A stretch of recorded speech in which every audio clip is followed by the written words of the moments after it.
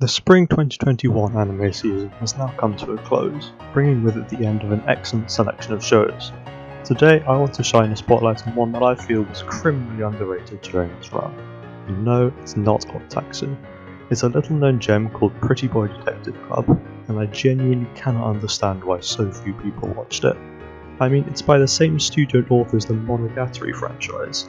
If that's not a good enough reason to watch the show, then just watch the video, that's the whole point. Anyway, I'll try to be light on the spoilers, since this is more of a recommendation than a review, but a couple might still slip through, so yeah. First up are the production values. As I mentioned earlier, this is by Studio Shaft, the same people as Monogatari, and the visuals don't disappoint.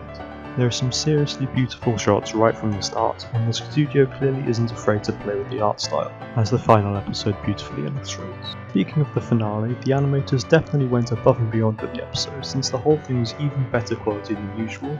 The character designs are excellent, especially certain aspects, and there are a few cultured moments that made for quite the enjoyable viewing experience. As for the music, the opening is an absolute banger that does a great job of getting across the fun, wacky vibe of the show, and both endings are great as well. I would normally talk about the OST here as well, but I can't actually remember what it's like. It's been a few weeks since I finished the show, and it's not on YouTube as far as I can tell, so that's great. Anyway, moving swiftly on to the story. To give a quick synopsis, the main character Mayumi encounters a group called the Pretty Boy Detective Club in her school, and after some shenaniganery, she decides to join, cross-dressing in order to fit in with the club.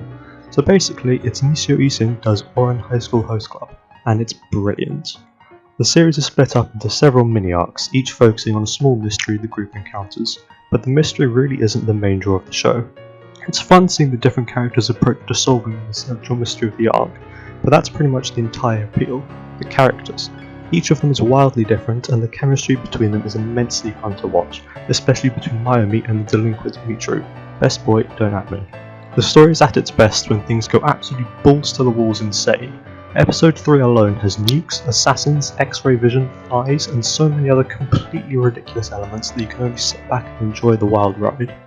My only real gripe with the story is that much of it is revealed through dialogue and exposition, mostly from the same character who tends to hog the spotlight somewhat despite being one of the less interesting in the group.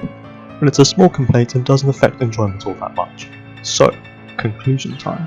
Should you watch Pretty Boy Detective Club? Absolutely. It's one of the most enjoyable watches I've had in a while, and you can binge the whole thing whenever you like. It doesn't fit into any of the molds one would expect. It's a slice of life comedy, yet also a mystery, yet also a thriller, yet also none of the above. The only thing it truly is Pretty Boy Detective Club. And on top of all that, it's also a solid 9 out of 10. Go fuck yourselves, goodbye. Thanks for watching. As a reward, I'll tell you a secret. If you subscribe to my channel right now, Michiru from Pretty Boy Detective Club will come to your house and cook you a nice dinner. Make of that information what you will.